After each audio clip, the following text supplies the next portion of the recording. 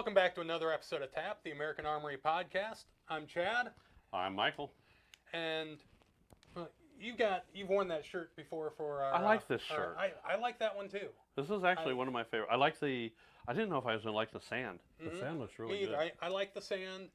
I like because two-way, that's why on the sand better than the flag. I like the flag on something darker, either a dark blue, a black, or the olive drab. I'm wearing the double tap. Yep. Well, here's my hat. My hat is the because 2A, that's why. Right. So double tap on red, which I think looks pretty nice. I think that really pops. It does. It jumps out. Yeah, I like that. All right. So if you want some merch, again, we're still in our giveaway stage. Merch shop hasn't opened, at least as of the recording of this episode, It hasn't opened. So if you would like to enter for a chance to win some merch, real easy, doesn't cost you a penny, just a couple seconds of your time. Like, subscribe, share, drop a comment. Yep. And we will be giving some away. So if you happen to be a lucky winner, we'll reach out to you to find out which of the shirts that you want. And you can enter on each of these videos where we talk about it in the beginning. So go back to those previous ones. Yeah, watch them and comment on those too. And share those and hit all those buttons on that, and you're good. Get the weekly ones that are coming out in the future too, because we're probably going to have probably at least 3-4 more recordings where we're doing the giveaway. Yeah, and then once the giveaway is done, you will be able to get our merch on our merch shop. So. Right. So we've gonna change gears here a little bit. Okay. You know, we've over the last several weeks we looked at a couple of a video here as far as police interactions. Yeah. We've got more of those coming. Right. We did a couple episodes on guns in school and teacher carry, which, speaking of videos, I think one of our next videos is going to involve that. I did find a good one. Okay. But today we're going to talk about something that's a little bit more practical for us and for everyone else. Okay. What do we got? We're going to talk about EDC, your everyday carry. Now, when I say EDC, if you've watched some videos, and I've seen some that I've got my keys, and I've got this, and I've got that, and I got to get my bazooka to take with me, and... What is it? It's phone, keys, wallet, weapon. Yeah. To me, that sums it up for the most part. I've got a couple things that are a little bit different. But yeah, I've seen some where it's like, are you going to the gas station to get a soda and a candy bar, or are you going out to battle? You don't need your battle vest for EDC. EDC should be the bare minimum you leave the house with. I'm not leaving the house without a gun. No, me either. I will tell you right now, my EDC is pretty simple. Yeah. Let's do this. Let's actually just kind of get into it. And my first EDC item is my phone. Yep. I don't go anywhere without my phone. Mine's right here. And I'll know if I forgot my phone because my music won't start playing in my vehicle. I guess this is EDC carry. So my phone is right here. That's everyday carry. Yep. Yep. Okay, I'm good. My phone, my keys. Yep. My wallet. Because got to have my ID in case I have an interaction with an officer. Need to be able to show them my ID. Yep. Or in that rare occasion where they decide to card me. One wallet or two? One. I carry two. You do? Yeah. I don't mind sharing here. So, I've got two wallets. I carry one in each pocket in my back. I like the balance. Okay. It keeps actually, my little wallet here, this one has my concealed carry permit. Okay. So if I am going somewhere where I'm not going to carry, I don't even need to take that with me. I'll just carry my regular watch with my driver's license. Your regular watch? Or my regular wallet. So this has my main credit cards that I use, my driver's license. Mm-hmm. So if I know I'm going to the courthouse, I'm just taking this. I don't have to worry about anything here. So I'm good there. And then this is my secondary that has my a few extra credit cards that I would have, and then a few other things that I have as well. So, and my concealed carry. I like them in two different wallets because I watched a video, like you, I watched videos. And it was a guy that had a concealed carry permit, and because he had it in his wallet, the police officer saw the license and the other ID, and gave the guy all kinds of shit for it. Yeah, that's bullshit. I agree. So my wallet, it's not real big. I try and keep it as thin as possible. I constitutional carry, so which I keep saying I need to go and get my permit just to make life easier, but Yep. haven't gotten around to it. But no, mine it's not a big fat wallet, Yep. and I'll tell you what I have in here is my major credit cards that I use, my license, and some cash. Yep. I always carry cash on me. Not an invitation to try and rob me because it'll end up bad for you. Yep.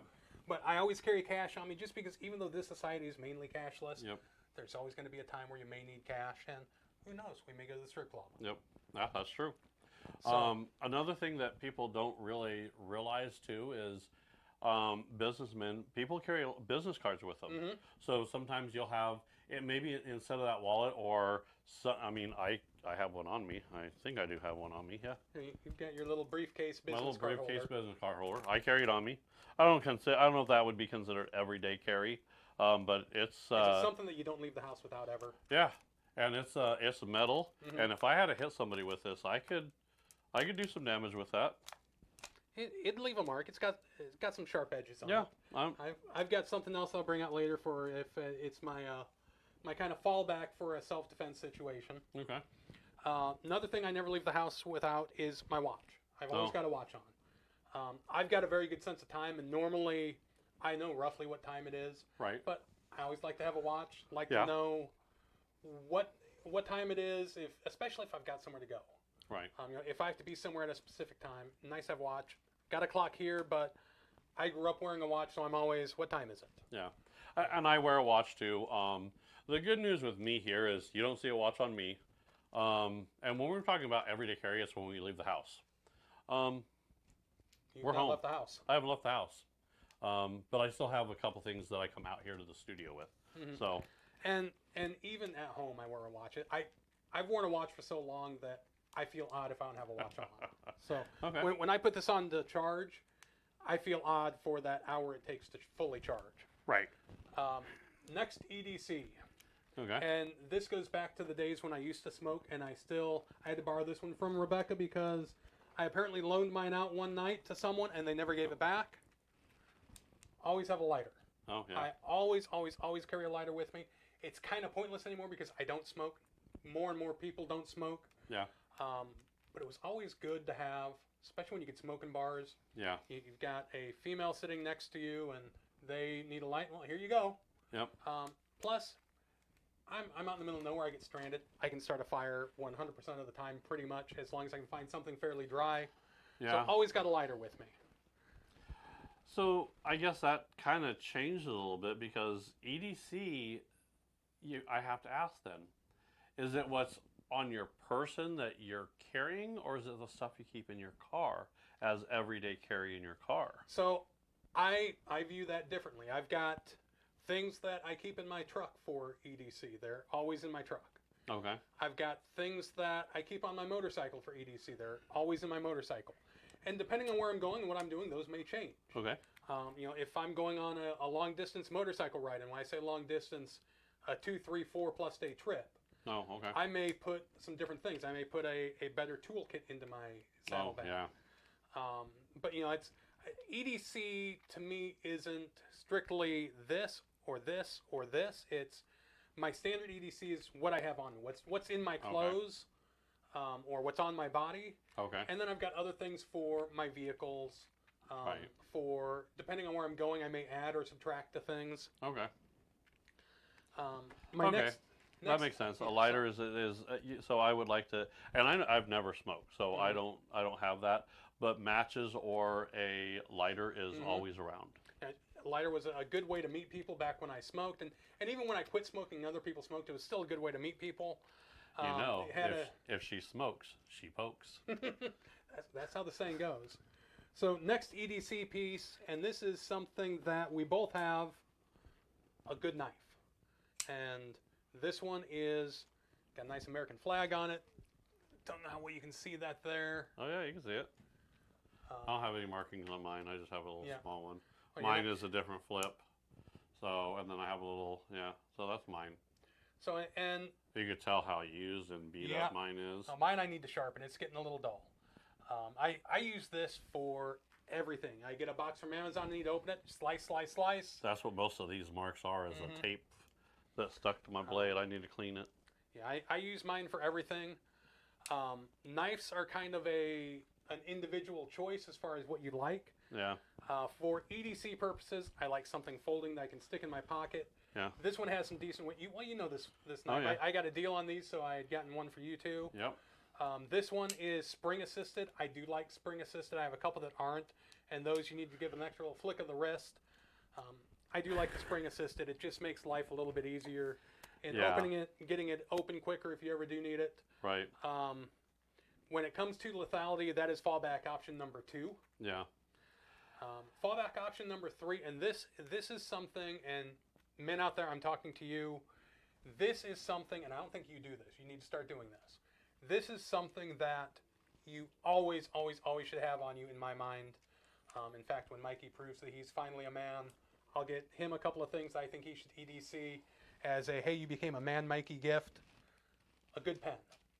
Always have a good pen on you. Yeah. Couple reasons that I like to have a good pen on me. 1, I never know when I'm going to need to write something down. Right. 2, when I go to a restaurant or something and the server comes and gives me my check and puts a pen there with it. Right. I'm not a germaphobe. I'm very far from a germaphobe, but at the same time, I don't want to touch that pen and handle that pen that 50 other people have been using. Right. So, a good pen. And Right. this pen serves a double purpose. This is also a tactical defense pen. If I take this, it's got a nice, let's see if we can get some view on that. It's got a nice stainless steel tip there that if I hold it like this, I now have a nice weapon. Yeah. Now, that was just tapping him. If I was to take this and ram him with it, do a good hammer fist with it, it's going to leave a mark. Right. And, well, let me see. This is a little different, okay? So, there it is. That's what it is. And you can tell from the wear I've been carrying it for a bit. That's not a pen. That's a tactical pen. Right. That is that's a pretty serious pen. I mean, if you get popped with that point, you know it. And it also doubles as a glass breaker. Yeah. That is, yeah. And then just so that's the knife there. So if I have I'll move the knife like this, you can see it's not very big. I mean, they're not huge knife. It wasn't like that one knife Well, that's a video that's coming up. Yeah, we record a lot of these videos, so you're gonna see this is a knife, but that's not a knife. Right. Just to let you know. It's a good utility knife. You can multi-purpose. The only thing I wish that had was a serrated blade at the very end of it. Right. Towards where the hinge is, just because sometimes serrated is nice. But yeah. I really like that knife. It's got enough weight to it. And it's not a light knife, but it's not super heavy. Same with that pen. Right. It's heavier than your Bic pen that you're going to get, but it's not overly heavy. Yeah. This is a tactical pen. You can buy these online. I mean, I'm sure they could get these on Amazon. Yep, and that's probably where I got that one. This is a pen you don't want anybody else to steal. So, all right. Yeah, I don't loan that pen out to people where I'm not sitting with them and they just need to sign their receipt or something. It's not a big pen that you hand it out and forget, oh, I lost my pen. I'll go grab another one from the bag that I got for $1, for 100 of them for $1. Yeah, I agree. I want to say I'll carry like a cheap pen. Mm-hmm. I'm not that worried about it. The good news is, now here's the difference. You're a single guy. Right. I have a wife. Mm-hmm. She has a purse. Right. I don't have to carry a pen. Is she with you 100% of the time? Yeah, not all the time. Okay, so you need to carry a pen. But if I'm not out with her, I'm out with you. Okay, you still need to carry a pen. All right. Right here, 3 things that I think any good man should never leave a house without. Yep. A lighter, which I failed on that point because I didn't realize until we were getting ready to do this episode that mine got swiped. I'll stop at the gas station on the way home and grab another. Right. A good knife and a good pen. And just for, I would like to throw it up there since we have this up there just for, I'm gonna move this off to the side. That's my little briefcase that I carry. Just for scale, that's slightly bigger than a business card. Yeah, this holds business cards. So there's business cards in here. That's kind of what it is. If you look at it, I mean, we're not talking about carrying. The reality is weighing you down. The reality is when I compare, there's my cell phone to some of this stuff. I mean, the reality is all of it'll fit in your cell phone. Right? that's my cell phone's bigger than any of these other items. All three of those items will fit in your cell phone Yep. as far as the space it takes up. And we're not talking big bulky things here, like you Right. said. But these to me are just common things that I don't leave the house without. Right. So then there's the one other thing. I typically don't leave the house without my sidearm anymore. Yeah. And up until recently, well, up until the story you just shared with me about last night, Yeah. I've been carrying a lot more than you have, which that's fine because if we're going somewhere, you know that unless we're going to the bar, Yeah. I'm carrying. I do carry quite a bit. I do carry every, if I'm leaving the house, I know I'm going to be gone for a while. I would carry. What happened was, So share your story about. yeah. We're recording this New Year's Day. Share your story about New Year's Eve. So New Year's Eve, I figure we were gonna go out and grab a couple snack food. We were gonna, instead of going out, because we're not big drinkers, and I don't. If I'm gonna drink, I want to be at home. And New Year's Eve, amateur night. Yeah. I didn't go out last night either. For that reason, I had had an invitation to go out and see a local band, and with some people I'm really good friends with. Yeah. I really, really wanted to, but when it came down to it, I didn't want to have to drive home with all the amateurs. Right. So that's kind of what I was like. You know what? I want to relax a little bit. We've been busy. I mean, we're recording and stuff like this. This show takes a little bit of time to do. You know, we record a lot of shows. There's a lot of stuff going on. A lot of prep for it. Yeah. Still getting everything completely set up and finalized with the studio. Correct. So I figured we were going to just binge watch some TV, get caught up on some shows. Do like my Cobra Kai. Sorry. Yeah. So we were just going to binge watch, just kind of relax a little bit. And we're going to go run up to the gas station just to grab a couple snacks. I think we bought a bottle of wine so we could cheers to the New Year's.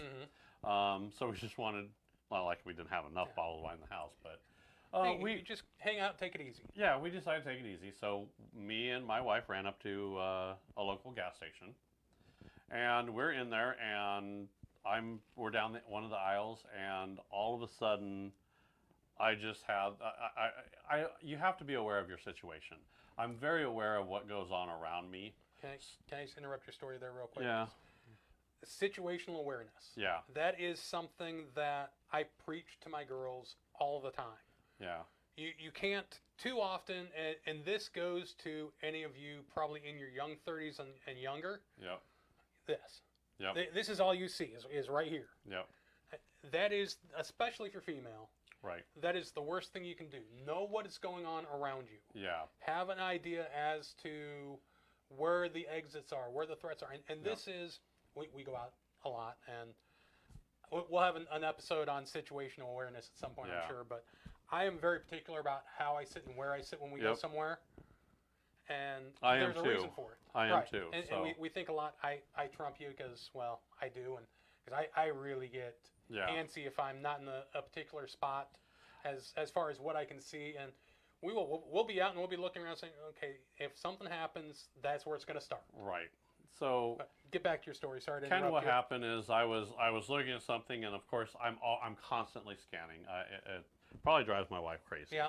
So I'm constantly scanning, and all of a sudden I'm like the red. All of a sudden, danger, danger. You know, it's that spidey sense starts to kick over, and I'm like, okay, someone in here tripped a sensor. And I couldn't quite put my finger on it. And there was a guy that kind of walked by that he gave me a very uneasy feeling. So I said, okay. And he did some things. Describe him. Kind of blonde, dirty hair, kind of curly, had a hood up, had a hoodie on. It's fairly cold, so I had a heavier jacket on. This guy's just in a hoodie. His pants are sagging, ripped up jeans. Looks like he's probably 19, 20. Okay. That's kind of the he has a little bit of the peach fuzz, He looked pretty young. and he kind of acts squirrely. He was kind of doing this a little bit, and his movements just scream something's wrong here to me.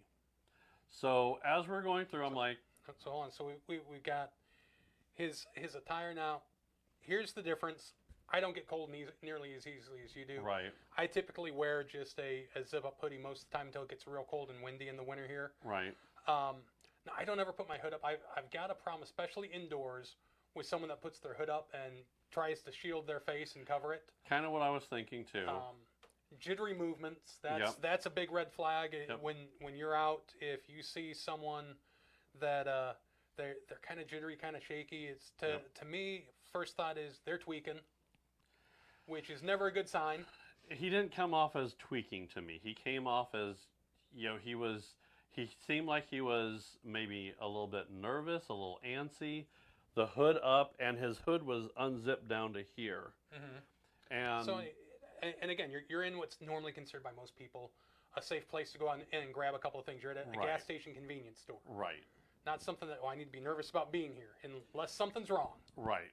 So I kind of walked over because I was looking for some chips or something, and I walked over that way, and I kind of moved toward him, and then he saw me kind of watching him because he drew my attention. He kind of, and that almost made him a little more nervous. Like, why are you now all of a sudden?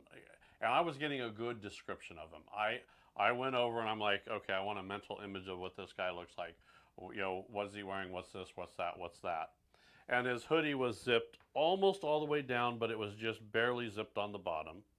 And as I walked over, he was kind of, he never said anything to me. Not one word did I say to him, and not one word did he say to me. But he knew I was watching him to the point where he unzipped his hoodie, Mm-hmm. and he pulled it back, and I could see his red underwear with a Beretta 9mm stuck right into his pants, right in the waistband. No holster. There was no holster in there. He had a belt, So silver he was doing buckle. what I like to call gangbanging it. Kind of looked like that. So it was a black belt, silver Buckle? standard buckle, just a standard buckle, not a big buckle or anything like that. One of the belt loops was frayed really bad and almost torn apart. And his belt buckle was kind of, his belt was really, really tight because he was trying to keep it from falling down. Well, And because that was, it wasn't around his waist, it was around his thighs. right. So he had it kind of, it felt like, it looked like it was extra tight, and then it was the firearm in there. So part of this is, you understand that I have a very good attention to detail. I can go through and I say, okay, this is what it is. And I'm doing that because if something goes wrong, I can give the police a good, accurate description from a calm demeanor person. And when he flipped his shirt back like that, or his hoodie, I looked down, I saw it, I know exactly what kind of firearm it was. I'm like, yeah, that's a Beretta 9mm. And that safety is not on. I can see the red. Okay. I know what the safety looks like. It's red. Yeah. Red is dead. And I went from, so I was standing kind of like this to him, to this. So this is my non-dominant hand. So I was thinking, okay, if I have to reach down and grab that, I could stop that. If he tries to reach for it or do something, I do this. And if I have to just start wailing it until hopefully hitting him will distract him from having the gun, maybe I could get away from him. At this point, we're this far apart. So if you don't understand how far this is, I could not even, and I'm almost touching him. If I just lean forward, that's how much it takes to touch him. This is how far we are from each other.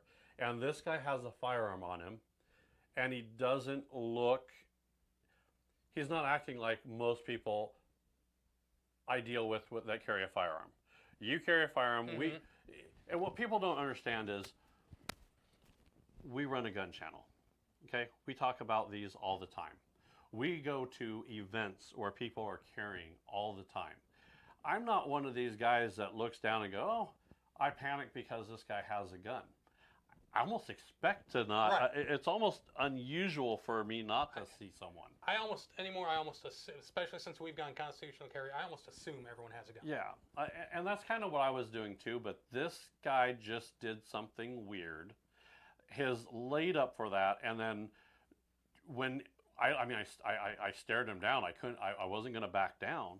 And when I didn't back down, when that didn't just scare me and cause me to run away, he kind of had that like, oh shit moment look on his face, like, now what? And I saw that, and I kind of moved away. And then when he was in there with us, there was always some object between me and him. Mm-hmm. Okay, so I always kept something between us because I didn't want a clear line of sight. Right. A rack of chips isn't going to stop a bullet, but it gives you something to move behind Correct. so that they don't know exactly where you are. And it also gives me something that if I have to start like chucking at him or throwing stuff at him just to get him a distraction, Mm-hmm. so he does this, that might be an opportunity that you could do something like that. I'm hoping that we're not going to get to it, and we didn't. Thank God Yeah. we didn't do it. But he got back in line. I made sure that I didn't want to leave the store and have him follow me out. That's a no-go. Right. Yeah. So because now you're blind to what's going on behind you. correct. And so I wanted to say, I'm staying in the store. I see him check out. When he goes up, he re-zips the hoodie to the bottom. He buys what he's doing very nervously, very quickly at that point, Mm-hmm. and then he got the hell out of Dodge. I go up to the register. I'm a couple people behind him. We get up to the register, and I tell the cashier, I said, that guy had a gun. Just to let you know, I don't know what was going on. You might want to review your tapes. But that guy had a firearm. It was tucked in, and he was acting kind of weird. She's like, ooh. And she didn't panic, but she's like, oh my goodness, it's that kind of night. So, and from the description you've given me with how he was acting, I'm going to just venture to guess that he may have had a thought in the back of his mind, if I can be in there when there's only a couple people in there, I may rob this place. And I don't know what his intentions, and I could speculate, but he was in line. More people came in. He got out of line. And then I think he got to the point where it was unfortunately very, very busy. Mm-hmm. And I think he finally thought, I can't do anything here. There's too many people. I need to go. And I think he got scared. Yeah. I think that interaction probably scared him. He went. And I remember when we went up there, I told my wife, I said, let me walk out first. I'm going to go out first. I'm already scanning outside. I already know. I will tell you, even the ride home, I was like, turn here. We made a few extra turns just because I don't know, because I saw this guy and we had this Mm-hmm. interaction. I don't know if maybe he decides he's going to try and follow you home. Right, Which sure. would have been a big mistake. Right. If he would, that would have been a huge mistake. But I didn't know if he was like, this guy can ID me now. So did I do something? I don't know.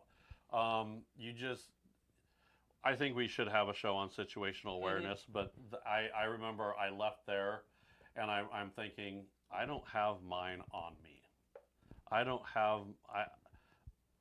We were literally leaving for 5 minutes, run to the store, grab a few, and then head home.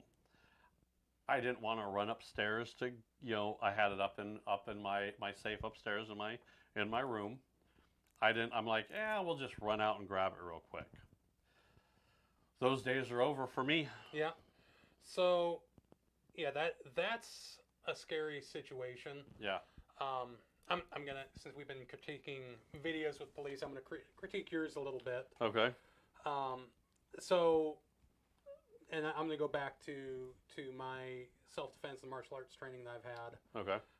I do like how you squared off to him and putting your non-dominant hand in front, because what I'm going to guess is if he would have gone like this, your instant thought would have been wrist control on that hand. Correct. Attack with the Yeah. other with the dominant hand. Use this hand to control the firearm. If he tries, So if he goes like, well, here, let's switch roles. You're him, okay. and if he goes to grab the firearm, you're going to wrist control.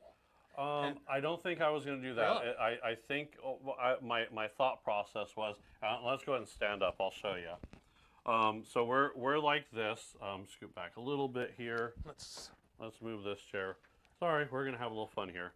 My initial thought was, he goes like this, and it was kind of out a little bit. So my idea was to hold that firearm down. Okay. If I could keep that down here like this and keep pushing, I get hit or anything. And then if he tries to block this hand or do anything and moves this hand, I can get this off of him. Okay, so I was going to try and make sure that if he moved that hand toward that firearm, I was going to try and grab it first. So that's where we differ a little bit. Is we'll switch roles, and I'm you, Okay. you're him, and if he goes to do that, I'm going wrist control, and I'm pulling it away and controlling this wrist. Once I have his wrist like this, I've got stubby fingers, but still, once I have you like this, I'm putting some torque on that. You have a hard time getting that away from me. That's true, but he has another arm. Well, but that's either way. He has That's another arm, true. but that's where this one's coming in. Yeah. And I'm going to close distance to eliminate that arm getting in there. So, and I think that's where you have to be comfortable with what you're comfortable doing. Right. You have to be comfortable with your knowledge, what you're comfortable doing. I'm very comfortable because I've done a lot of firearm retention. Mm-hmm. So I was very comfortable not doing a wrist lock, but actually controlling the firearm itself. My idea was to either have my hand on that where he's touching the back of my hand, or I'm sorry, but if that firearm is going to, if someone, he has a firearm. If it's going to go off, then the he's floor neutered. of his legs. Well, he's neutered. Yeah. I don't mind that. So, and that's, and again, you have to know what you're comfortable with. Right. If you're not comfortable getting in a physical situation, that's where you just, hey, okay, I'll Yep. back away slowly. In a situation like that, like I said, if he'd have gone to it with my background, I'd have gone wrist control, closed the distance so he couldn't come in with his offhand as easily. Right. And it'd have probably been a fist and then forearms Right. and then a leg trip to take him down. Yep. All while holding that wrist, and if I got to break something, it'll get broken. Right. So I got one more question for you in this whole experience. Okay. Did you ever call the police? I did not. I told the cashier to call the police. So, and that's one spot when you first told me this story, I told you my thoughts on it. For me, one, I don't want an idiot like that giving anyone who carries a bad name. Right. Because I'm betting if your age guess was right, one, he's underage to have a handgun in the state of Nebraska. Yeah. Two, he's probably gangbanging it, which I'm betting he probably has a record, which automatically disqualifies him. Right. And three, he didn't seem like the most stable person. So Yeah. for me, in that situation, depending on who I'm with, if I'm by myself, I'm probably going out to my truck, pulling around to the side of the building so I'm not in direct sight, calling 911, giving a description, because, again, we're not lawyers. We can't speak for every state in the country. But in Nebraska, that is technically brandishing, which is a felony. And, you know, people can say, well, he was open carrying it. No, he wasn't. It was concealed until he displayed it. So he never unholstered it, and that doesn't matter. so. So here, I've got my sidearm on me. So Okay. if I get into an interaction with you and I go like this, I've now brandished that firearm in an attempt to intimidate. That is a felony in the state of Nebraska. Yeah, and that's where I want to say, if he would have said something to me, Doesn't even have to say anything. I know, but I mean, Plus all the other things built in there. My thought as that's where my concerned citizen kicks in. My first thought with what you've told me is he's probably going to try and rob the place if he gets the opportunity. Especially when it got busier, so now I'm going to get out of line and go act like I'm looking at something else to get. yeah, He was just acting too shady from what you told me. he was. I'm concerned, okay, he's not going to rob this place, but Omaha, most cities are like Omaha, you've got a gas station and another gas station and another gas station. Right. What's to say he doesn't go down the street to that one that isn't quite as busy? Two, what's to say he doesn't go out and try and purse snatch some lady or carjack someone. That's where to me someone acting like that and with his looks and appearance and age shouldn't have a firearm on him. Call the police, give a statement, let them take care of it. I agree. And that's where I think I have a hard time. I know we're open carry. We're a constitutional carry, so you don't have to have a permit. What if he was just 21? What if I was a year off on the age or two? So then he's old enough to own it. He's still brandished. That's still a felony. So because he unzipped his jacket, so does that mean I look over the lady, reach over at a shelf, and my shirt comes up and shows my firearm? That's different.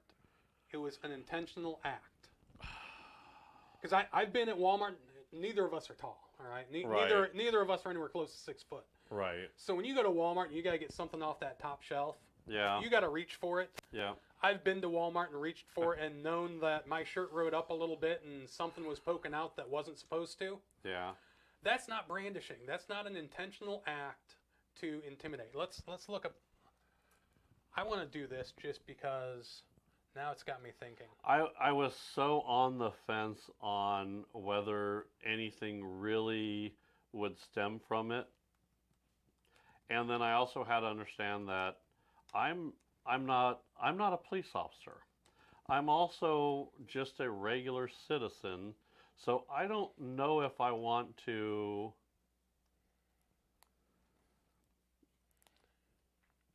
So this is from Greg Hill and Associates, which looks like they are probably a law firm somewhere. Okay. Greg Hill, you've got a great top listing for brandishing of a firearm. So we've got brandishing means showing a weapon or the exhibiting it to another person in rude, angry, or threatening manner, or using it in a fight or quarrel. One does not need to point the weapon at another person. In fact, the other person does not even need to see the weapon for this crime to take place. Okay, so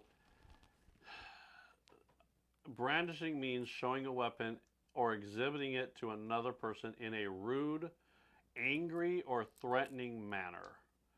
He wasn't rude. Okay. He didn't. A threat means there's something. Let's get the threat last. Angry, did he appear angry? I don't know. The interaction happened so fast that I couldn't. There was no indication that. So was he smiling when he did it? No. Well, and if he's was smiling, he like, well, no. And here's the thing: smiling could add to the angry or threatening manner. Because if I smile at you and go here, look what I got. Yeah. So here's where threatening becomes really subjective, because you and I probably don't see things as a threat that other people would, and then there are things that we see as a threat that other people wouldn't even notice. Let's just take one of my girls or Mikey and put them in that situation that you were. They would probably think that was threatening. You and I aren't necessarily going to think, oh, he threatened me with that gun. I don't like the just because he had a gun, it was threatening. Because I saw a gun, it was threatening. And I think that's where... But he intentionally showed it to you obviously to get some sort of reaction. It wasn't like he was adjusting his belt and you happened to see it. He was like, look what I got. Or am I reading it wrong? I don't know. And that's because I'm not 100% sure of what his intentions were. He just unzipped it. Intent after that doesn't come into play. He unzipped his his hoodie. Mm-hmm. I don't think unzipping a hoodie is threatening or anything like that. So that simple act does it. Now because it showed my hoodie without saying, "Look what I got." It sounded like he kind of pulled it aside to let you see that he had a firearm. So if I had a jacket on, I had a shoulder rig, and I go into a restaurant, and I take off my jacket, and it shows that, that's not threatening. No, but that I think is, you're also not face to face with someone and acting weird, taking everything into the totality of the situation. To me, and I know you well enough that you do have a good memory in situations like this. you do notice things and you're very observant. To me, that says he was wanting to do something intentional. It was an intentional gesture. I would say I'm not 100% sure that I knew what his intentions were. He didn't move forward. He backed off pretty quick because he noticed I didn't back off. You took a defensive posture, And he realized, he had the oh shit look on his face, like, don't mess with this guy. which to me that just adds to it was an attempt to intimidate. Because most bullies, and I would put them in that bully category, which we're going to do a show about bullies too. Most bullies, once you punch them in the nose, they stop bullying. Yeah. Once you call that bluff, it's like, oh, maybe I shouldn't have done that. I think if I were alone, that would have been a different interaction. Mm-hmm. If I didn't have my wife with me, if I was in there by myself, maybe if there wasn't as many people in there, that could have been a different situation. Right. But it's also cold. We're trying to get up. It's also New Year's Eve. Right. I kind of had to think, do I want to call resources to a police department here with kind of the shaky, I mean, if I explain this, they go, yeah, that's weird. We're glad you called us, but now there's nothing we can do. Or they could have said, what's the description of him, and said, hey, be on the lookout for this guy. He's shady, A, B, C, and D. Now here's, I mentioned if I was by myself, I'd have pulled around the side of the building. Right. If I was with my girls, I probably would have gone to an adjacent parking lot where there were other vehicles, somewhere where I was much less noticeable. Right. Told my girls to stay down. If I was close to your house, I probably would have called the two of you and said, hey, can one of you come pick up the girls? I'm going to be detained for a little bit. Right. And that, again, is where we differ a little bit. My thought at the end of the day in a situation like that, and I've been held up at gunpoint, not a fun experience. My thought at the end of that is, if I woke up the next morning and found out that there was a shooting and police arrested Joe Smith because he shot and killed Jenny, and I see the picture of Joe Smith, and I'm like, fuck! He was in the convenience store. I would rather take the chance of him not having any nefarious motives or wanting to do anything wrong, and have the police officer, or in this case probably officers, because I know he's armed, so I'd probably have a couple of them. Right. Have them talk with him, have dialogue, make sure everything's on the up and up, then let it go. But that's just me. By the time they would have gotten there for that, and it would have been a done deal, he'd been long down the road anyway. So he cut out of there pretty quick. Yeah, but depending on how far away they are, I have a hard time just calling, just because I saw some guy with a gun, and he was acting a little bit. There was red flags for me, which is why I kind of took a defensive. But I also have to understand that I'm not a police officer. I'm not the world police. I am not Superman. I can't go out there and stop these. And it's not my responsibility to either. And that's fair enough point. So, and again, that's where we differ a little bit. Yeah. But if I was alone, that might have, like I said, I may have called the police, and I may have, I don't know if I would have stopped him. I don't know. It really depends on how the interaction would have gone otherwise. This is one of those situations where I say, if you're not sure, and I don't want people just to call the police because someone has a gun. Again, if you're in Walmart and someone's reaching up to get something off the top shelf and their shirt rides up and they've got a firearm on their hip, that's not a reason to call police. That's not a reason to alarm anyone. If anything, that would cause the issue to be even worse. Right. I mean, could it have been where his girlfriend just broke up with him and he was just having a bad day? Yeah. He's got people that have told him, if I catch you on the street, you're done. Yeah. I didn't have enough to say with certainty that this guy was going to do something nefarious. But there was enough red flags that I took caution for me. And I took caution for the place I was at. And I notified them and said, that guy that was up here had a firearm on him. You might want to review the tapes. You might want to call the police. And then we left and we went home. I didn't want to tie, if the established wanted to take back, or maybe go back and look in there and say, maybe this guy was getting ready to rob the store, and because people came in, he put the gun back. I don't know, but I remember it. I remember seeing him with his hoodie zipped up, and then when I was there, he kind of moved his arm back a little bit, and I don't know if it, because I was looking at him, I was looking at his eye. I was kind of getting reading what he was trying to do or what was going on, and that's when I, as I went down, I saw that firearm, and I'm like, okay, he didn't reach for it. He didn't act like he was going to reach for it right there. The minute I took the defensive, he did it. So I don't know. Right. I don't have enough there. So a little bit of a tangent there as to why Michael now will not leave the house without his firearm. And that will be EDC for me now. And again, you've got kind of the same setup that I have, where if you are going somewhere that you can't bring it in, you've got a place in your vehicle that it can be secured. Correct. So just to kind of recap, my EDCs are going to be my phone, my watch, my wallet, my pen, my tactile pen there, my pocket knife, and my sidearm. And for you, and a lighter. I forgot the lighter because don't use that much anymore, but I still always keep one with me. Yep. Mine, other than the firearm, of course, I'm going to be carrying my side piece now.